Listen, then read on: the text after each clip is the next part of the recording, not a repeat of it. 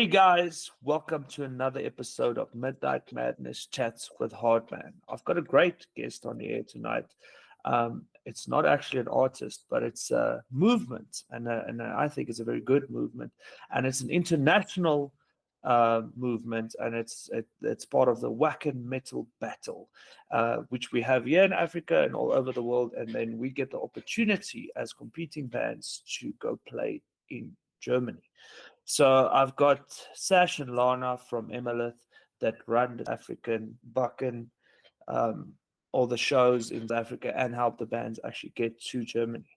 So please introduce yourselves and then let me know what does Wacken mean to you.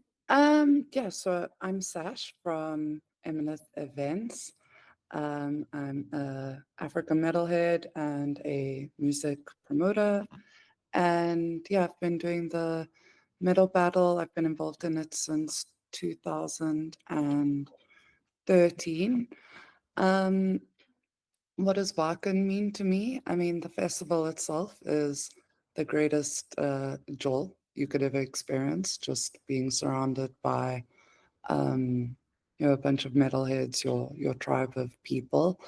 But what the Metal Battle means to me is it means um, building the community in the African metal scene. So it is about collaboration with different venues, music promoters, sound engineers, content creators, and bands to kind of build this network of African metal music, and then to kind of expose it to the whole world.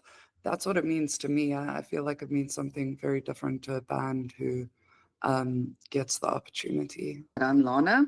I run the social media for the Wacken Metal Battle Sub-Saharan Africa. I also do the social media for Emalyth, which is the backbone, can I say it, of the promoter side of our things. And I've been in it since last year. I did have the opportunity to go to Wacken last year, and it completely changed my life and my perspective on the metal scene and the people, and it literally blew my mind. There is so much more out there than we could ever fathom in this country, let alone this continent. And it's not just about, oh, let's get a band to Germany. The growth that we've seen in the last, like, just years since I've been involved, how many more people know about, like, the African metal scene, the different countries that, like, were involved when we walked around there.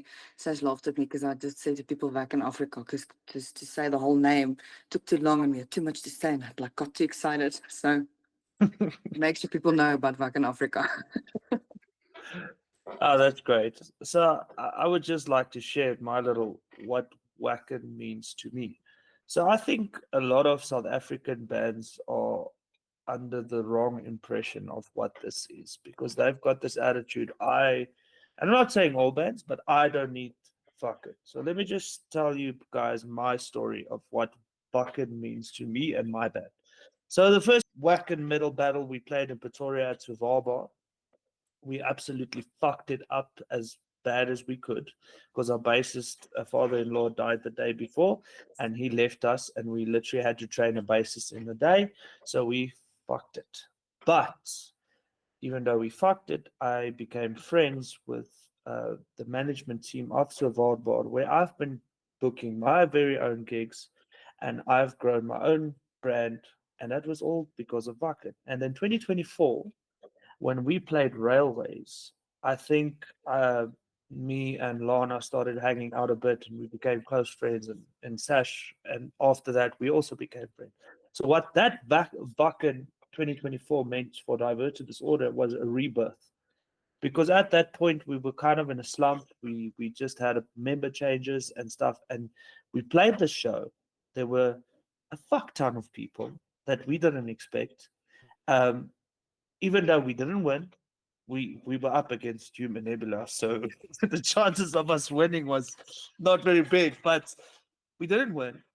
But it gave us a different perception of what music is, and the fact that we could have an opportunity to play for such a big crowd, and actually have this experience meant more to me than the world, because that was step one in recovering the band from being a shitty ass band to becoming a more professional band. So that's my personal experience with Wacken. And then I've also interviewed multiple international Wacken bands. So Sash, tell me about where it all started. How did you get involved with Wacken? So it started out years and years and years ago. A very well-known, popular South African band, Agro, had gone to Wacken, and Louis de Pisani, who was running MK Ondergrond at that time, which was like a TV station. They had gone to Wacken. The metal battle had been going already for a while, and they were like, hey, we have a metal scene in South Africa. And so Louis was the first guy to bring South Africa into the Wacken metal battle space. And we had our first competition that year in 2013.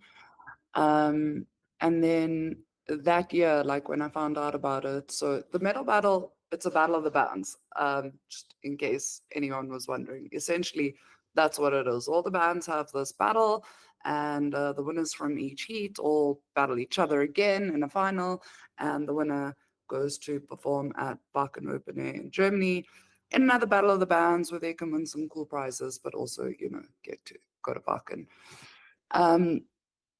So I was super keen. I mean, I'd already been promoting shows for a while, and I was super, super keen to be involved as a judge. And then Louis needed some help with, just booking venues, which was something I was doing across the country. I'd just done a couple of tours for Borgasm. So yeah, that's how I got involved. Just on the admin side, booking the venues, helping figure out the lineups. After the Metal Battle in 2016, the year that South Africa won, Louis stepped back and he asked me to take over. So yeah, I've been running it since 2017. And then in 2023, I believe it was, we decided to kind of expand the region. There are only 30 slots at Wacken, and there are up to 100 countries that enter. So a kind of solution to be able to accommodate that is for countries to combine into regions. So from 2023, we started on the Sub-Saharan African region. And as we go along, we try and add countries that have metal communities in. So currently it is Angola, Botswana, Kenya, Mozambique, Namibia, and South Africa. And some exciting news that you'll hear on this podcast first, but next year we are going to be adding Nigeria into the battle as well. We were talking about African bands a while ago, and I'm talking not about South African bands because I think South African bands have it really good. I think we've got world-class venues and we've got quite a big support. But African bands don't always have the same resources and things in their countries. So I think Wacken, Sub-Saharan Africa, the opportunity for them to actually come to South Africa, where we have these nice venues like Sonnage and all the great venues that we have, is an opportunity of a lifetime. I think I've spoken to one of the African bands. I can't remember the name right now, and I do apologize for that. But they were saying to me, this is insane, because I don't remember the numbers exactly, but I think we had 500 people plus at last year's Wacken Battle. That's a big show. That's a big final to play. I mean, I think, my band have, well, recently we've played for a big crowd like that, but it's also thank you to Emalyth. But, most bands will never have that opportunity in their local scene. So that is why Wacken is a big deal for local music.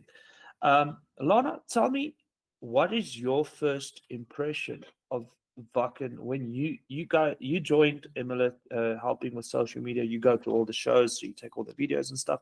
So what was your first impression of the whole Wacken Sub-Saharan Africa? So when I first got involved with it, I didn't think how big of a influence it was going to be in my life.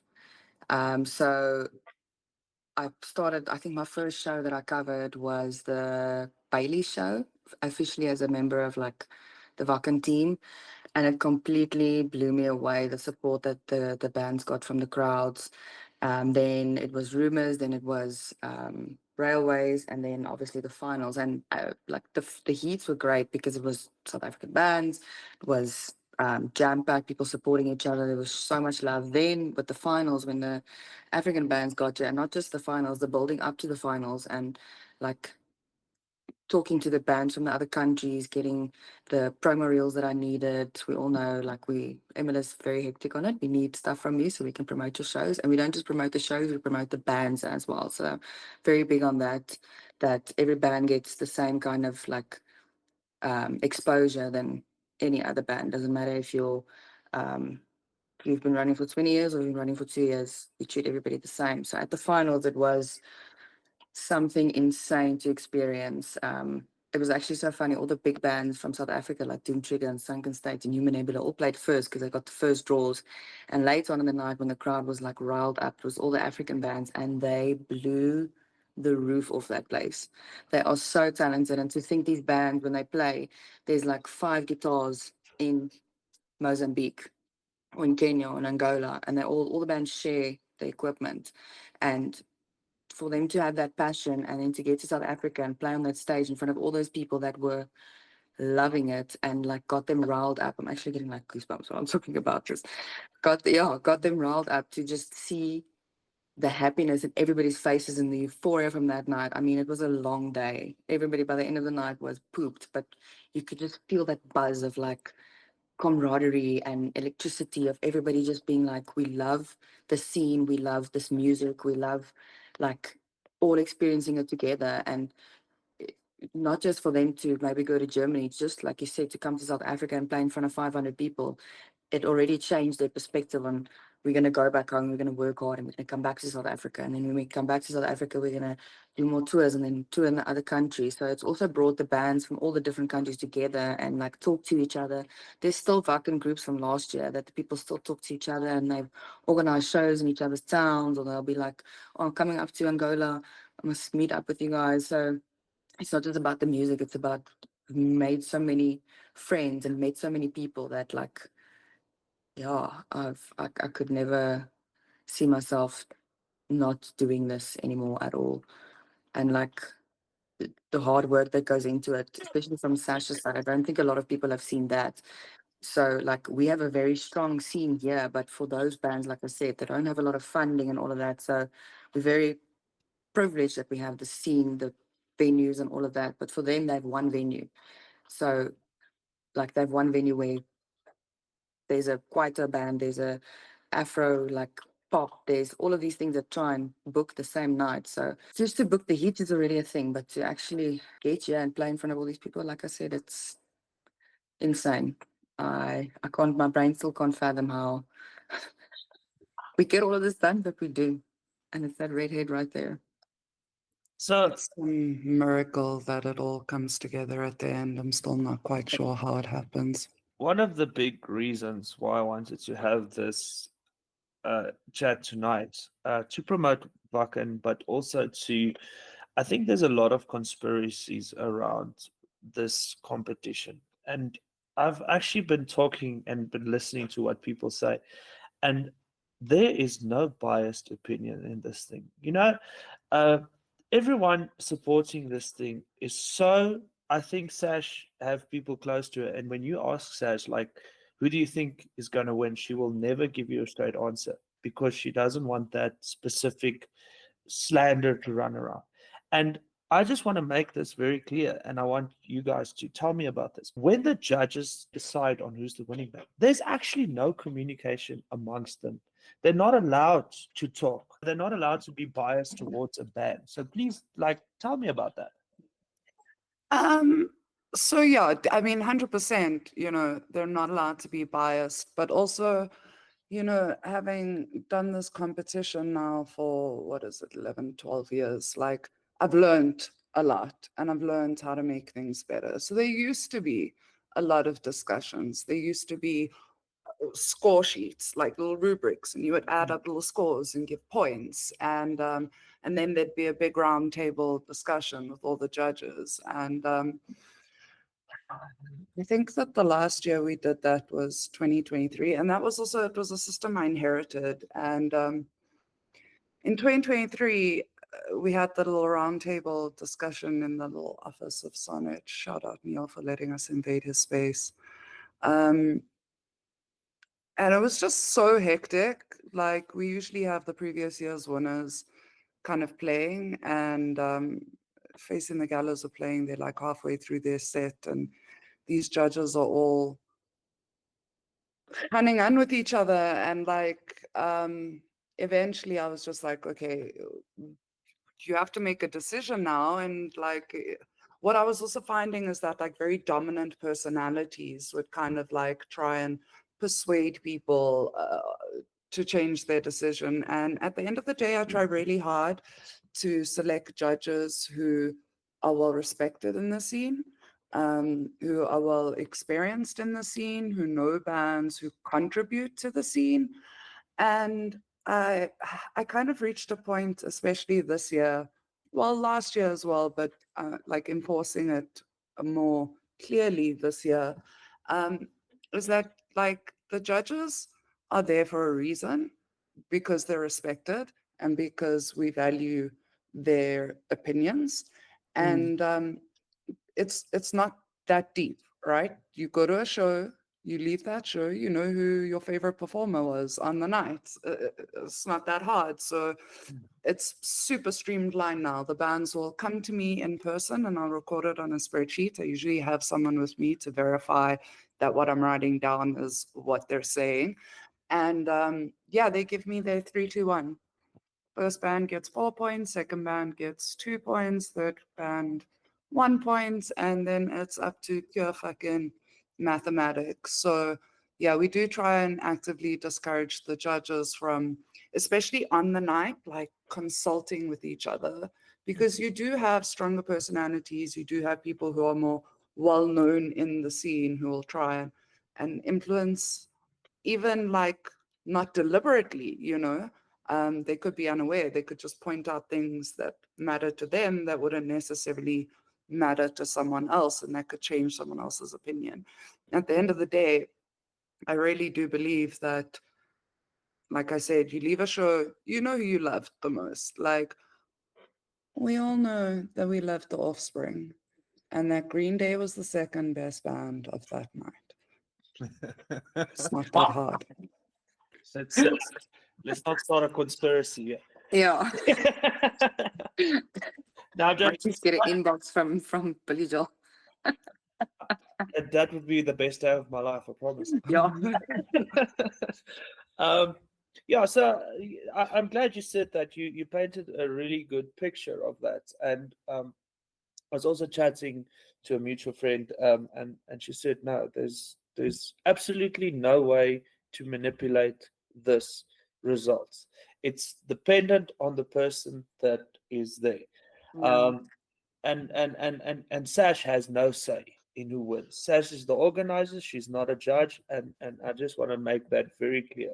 What people fail to see is what is the opportunities that could arise from this. It's what you make of it. Lana, tell me about the judges for this year. Obviously, you don't have to name the judges, but tell me your opinions on the judges and the people that were chosen for the different heats.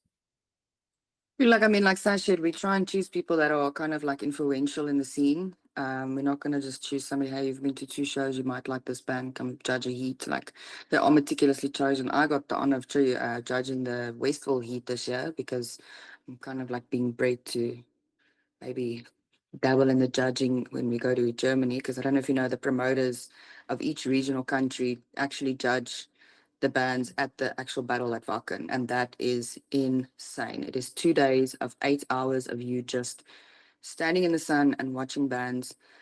The talent that you see there is crazy, but it's also very difficult because same as the point system that we use for the heats here. So we have a WhatsApp group with all the judges on it, and Sash has not like rules, but keep your opinion to yourself, because like we say, we don't want to have anybody influenced by somebody else, because I might think, you see, like Hardy's cool, maybe I should vote for the same band that Hardy votes for, because then I'll be cool and we can be good friends. Like, you never know. So whichever band you like, go from there. Like, if you have never seen this band before, like we've seen so many bands in the battle, and you go in thinking, yes, Lord, like fan favorite is this one because they've been all over social media, they've played a lot of shows, people like them, and then another band gets there and they blow them out the water and they end up winning it. So you never know what's going to happen with these ones, because also the point of the battle is, and I think a lot of people forget this. So like last year we had all the big boys in the battle. And they ended up all playing at the finals, which was insane. But for this year, with all these new bands entering, I mean, there's bands that have literally, when they've heard about the battle, they was like, this is something that I want to do. I'm passionate about this. Let's get it going. And from hearing some of their stuff, because I go and listen to like all the bands that have entered, because you want to know, like, who are these people? What are they about? Like, we all have seen all the posts happening. So you think to yourself, shit, like these bands are brand new. They're in this thing and it's amazing. That's the point, is to get new bands out there, not to send the same genre, the same like kind of band every year because they're the best, that people think they are the best. It's to get the name of every single band that enters out there and to promote them. And I think the judges also see that. I know last year there was some like really, really big judges in the battle, and the newer bands, they were like, yo, this is like, they really cool. Like, obviously voting counts. So I would vote for this band as my top one. You would vote for that band as your top one. The points count against each other. There was some, how many heats were there where there was literally 1 point difference, even in the finals, 1 point difference. So you never know what can happen if people just think about the beauty of the music and don't think about, these guys are cool and they're my friends. How do you guys, let's start with Sash, feel about non-metal bands, or not non-metal, but like other maybe lighter subgenres of, I'll tell you my opinion as well, of metal and maybe alternative music entering the Wacken Metal Battle? Because I've interviewed runners up Aquila last for 2024 Wacken International Metal Battle, and they are a power metal band. They're a really cool band, space themed, like awesome, but they're not, in my opinion, heavy. They're cool, awesome, love their music, like nothing wrong with the band, but they're not necessarily a heavy band. So my opinion is that if a rock band or a punk band can match the energy of a metal band and outperform the metal band, they deserve to go through to Wacken. So, what's your opinion on that, Sash? Who the fuck gets to decide what's metal? That's my opinion on that. Like, it sure as fucking shit is not gonna be me, bro. I don't know. Maybe it's Ozzy. Maybe I must ask him before he kills or something. But yeah, like I don't know who gets to make that decision on what is or isn't. I mean, everyone has very different definitions of what metal is and what it means to them. And I mean, if you go onto the Wacken Metal Battle website, there is a list. You can like pick the genre of your band. And my absolute fucking favorite genre on that list is African metal. Because what the fuck is African metal? Like, you know, there are so many genres, and so that's my first opinion. Like, don't fucking gatekeep metal. And then my second opinion is that if you have been to Wacken, you will understand that Behemoth, Cradle of Filth, Blind Guardian, Korn, Architects, and Whitechapel, and a Monomoth can play at the same festival. So, Yes. like, you know, like, that's my opinion. Yeah. I think like mine is kind of the same. So like last year I was at Wacken and I literally saw Flogging Molly, which is like a Irish punk folk, like people bouncing around on beach balls. And then the next moment I was watching Behemoth, and then I was watching Cradle of Filth, and then I was watching Brutus, which is like a prog rock. And then I'm watching these weird guys in the wasteland playing on like hillbilly sunk blood duck type of things. Like then I was watching Whitechapel and then Motionless in White.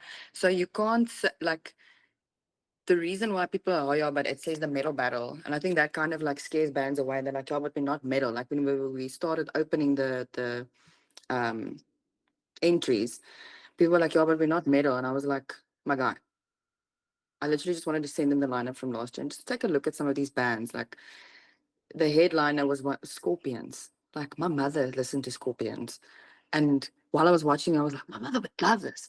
Like, what's the other one? There was a big something, big tent. I can't remember. And they like this old school.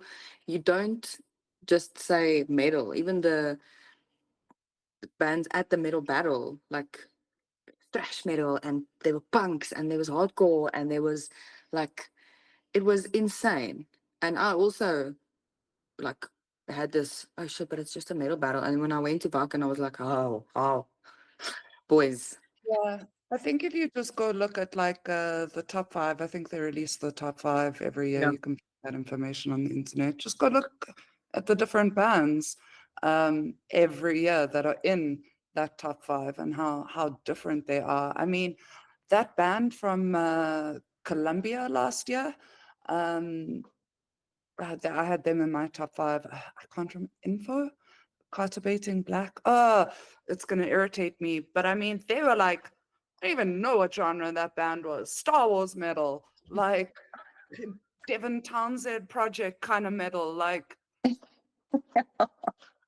And there was even I think it was the Spanish band or something where they had the like, Italian one. or where they had like sexy metal, they had like strippers on stage and like shit Yeah, they went were like a wild. very like a hair metal-y type Yeah. band. No,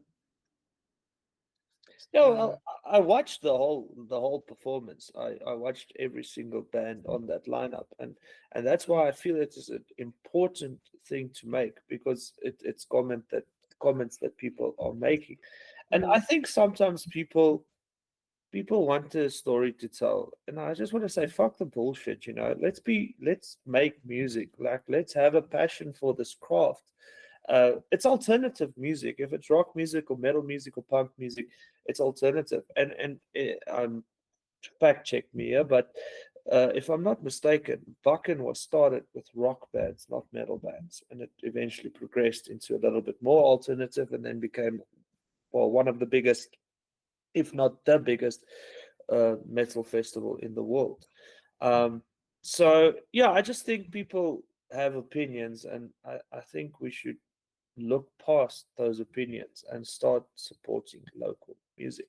And that is one of the very big reasons why I wanted to make this video is to handle those controversial topics and be like, hey, fuck it, music is music, bands are bands. People are doing fucking good things here. Like, let's make it happen and support this. I mean, let's get more bands on board with fucking. Let's get bigger. You know, Sash was telling me a little while, and I don't have the details. Sash can definitely expand on this. Um, if we could get a bigger scene, and if we can get more bands and more stuff, we can actually send more than one band. Am I correct when I say that? No, No, I'm fucking wrong. no. But Yeah. in Africa, So I I mean, think what you're thinking of is, yeah, well, in Africa. So for example, right now, South Africa, and it is a little bit fucking unfair, but at the end of the day, it is what it is South Africa has the most heats, right? Because we have the bigger scene with the most venues and the most bands. So most of the other countries, I think, um, the largest amount of entries that we had this year in another country was from, ironically, Angola, who started out with 3 years ago. They're now up to, I think it was 8 entries into the Metal Battle. So the idea is that if those countries could have more than one heat in in their countries, different cities or different heats, if they had enough bands to be able to have more than one battle, and for a battle you need a minimum of 3 bands, then they could bring more representatives from their scene to our final in the sub-Saharan African region. So I think currently we have, how many do we have, Lana? I think we have 6 South African heats in total. Sure. To Cape Town, Durban, 6, yeah. 3 Joburg, 2 Joburg, 1 Pretoria, 6. Yeah. So, yeah, right now we do dominate, but also our country does financially support the battle in that it's our country that helps fund the other bands getting here, and our country's heats that pay for or subsidize rather, because sometimes we don't have enough money, that subsidizes the winners' travels overseas. So yeah, the goal is for those countries to reach that point where they could bring more than one representatives. But the end goal is that we can actually split this region, and at Wacken, there can be Metal Battle Nigeria, Metal Battle Kenya, Metal Battle Angola. And maybe we could keep it in a bit of a more sustainable travel region for like us and our neighbors. But it's a bitch to get here from Nigeria, Kenya, and Angola. So if those countries can expand and grow their music scenes, hopefully they can not be a part of the region, or form another region, whatever it is. That's my like kind of end goal. Just to add to that, so every year at the Metal Battle, and I was over at the fucking Metal Battle, there's like a promoters meeting, and Sasha actually fought for us to be in this battle this year again, because you're supposed to play 2 years and then take a break. But Sasha's like, we've been building so much momentum, and it was especially for the African bands where, like Sasha said, Angola started with 1 entry in 2023, and now they're up to 8. Doesn't sound like a lot, but for 8 bands to form in 2 years and be able to play something so big and then come to South Africa and maybe even have the chance to go to Germany and play on an international stage is crazy. So, like, for the regions that have 5 or 6 countries and the 10 countries in the UK that are like this close to each other, in Germany that get to go, that's this small, where Africa's this big, is like something that she was very passionate about. That's all we need to do. The more we grow, the more we show. We want Africa on the map, and we don't just want it to be South Africa. We want the rest of our continent to get the opportunities that we get. So you've been supporting the African bands quite a lot.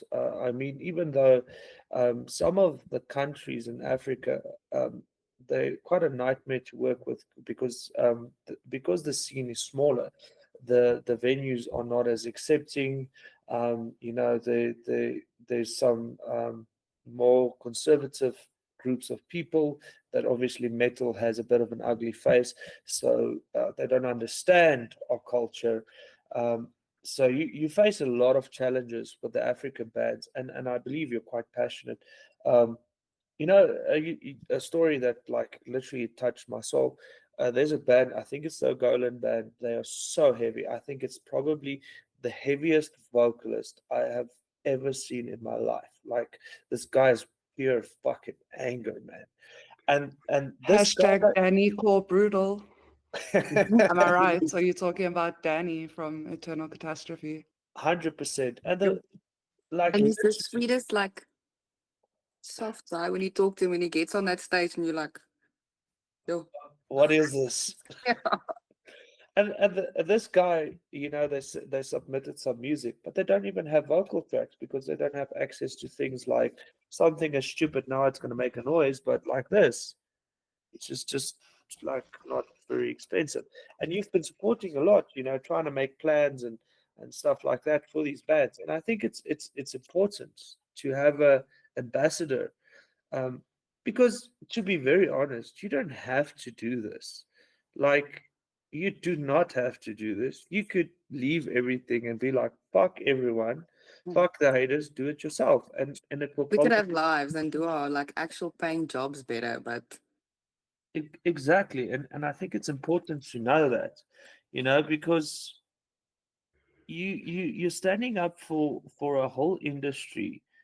And I think as South Africans, we are fucking privileged. But there are other bands that are not as privileged. And when people like you stop helping, that would fucking turn to nothing. If you guys don't know what scale this thing is, I watched those videos last year. I watched Sunken State play, and I think that's a very good band to represent South Africa. And I think whoever wins this year is going to have some big shoes to fill. But super excited for that.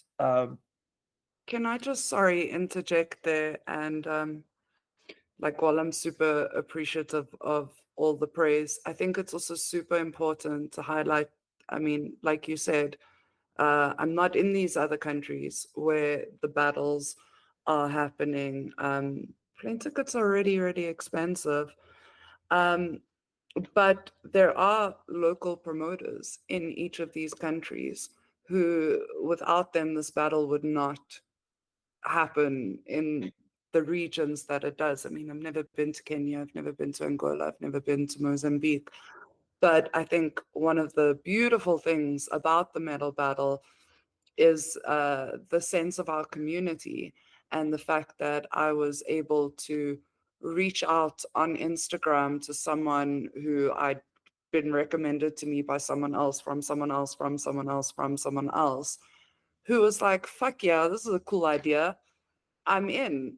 And we kind of dove into this with hopes and expectations, and not really knowing how it would work, how it would pan out. We still don't always know how we're going to get through this, but those promoters in those other countries, like Ivandro in Angola, Amos in Kenya, Nicola in Namibia, Stino in Mozambique, Vulture in Botswana, and even the local partners that I have in South Africa, Roth in Durban and Patrick in Cape Town.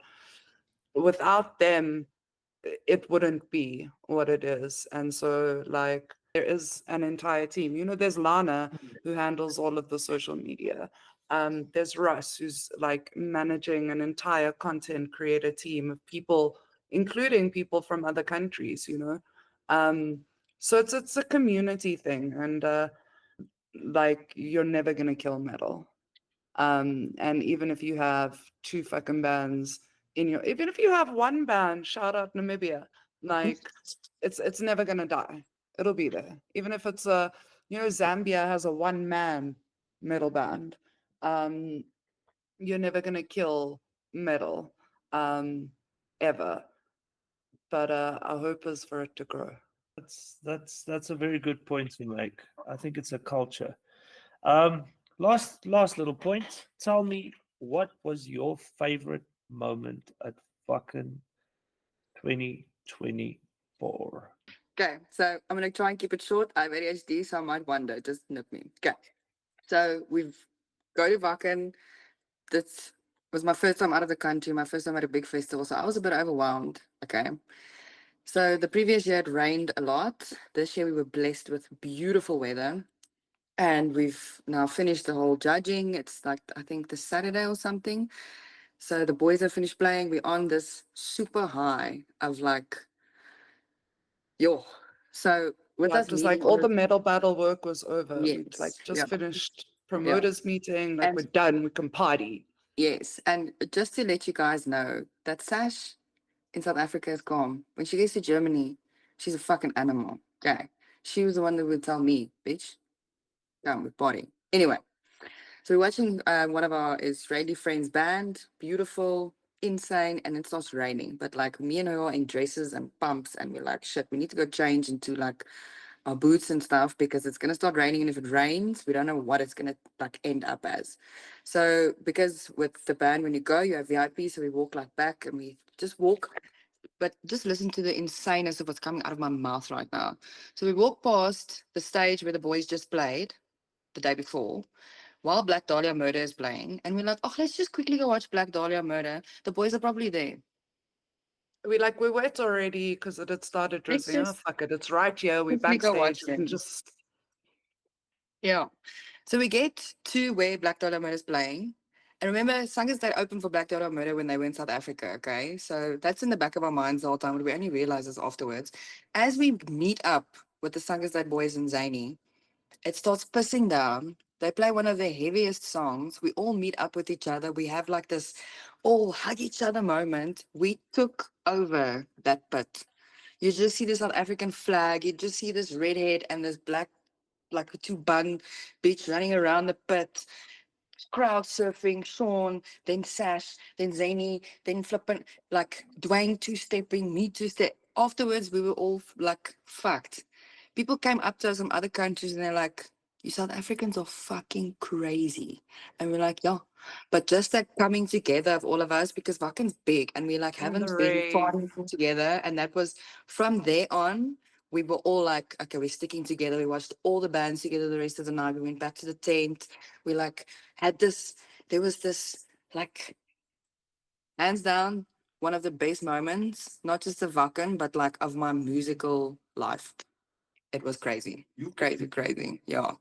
Yeah, it was like a super like cool full circle for me because the Yes. first Wacken that I went to, Black Dahlia played on the same stage that Zombies Ate My Girlfriend played on. So it was my first Wacken. South Africa won that year. We all had watched Dahlia together, and then here I was, like all these years later, with a band that I'm very, very fond of, that I've worked with for many, many years, and they just played on the stage the day before, and now we're all watching Dahlia together again. So yeah, Yeah, it was it's very crazy. cool. There's even a video of me where I got too excited and I'm like, I want to take a video of Black Dahlia Murder, but the thing's on the front camera and I'm like, it's all of us. And I'm just like panning around and you just see everybody's faces like stank facing and singing along. And there goes Sash onto the crowd surfing. Yeah, it was full circle. It was a beautiful moment. Guys, thank you so much for your time. I really appreciate it. Yeah, it was great chatting to you guys, and we'll see you at the next of the heat. As far as I know, so far we've got 9 refrain, and we've got Walk These Skies, which I'm wearing a shirt of. And then we've got the Namibian band, As night fades. As Night Fades. I'm definitely editing that out. So yeah, thank you so much. I think we're excited. My own band's also playing one of the heats, a difficult Yeah. heat actually.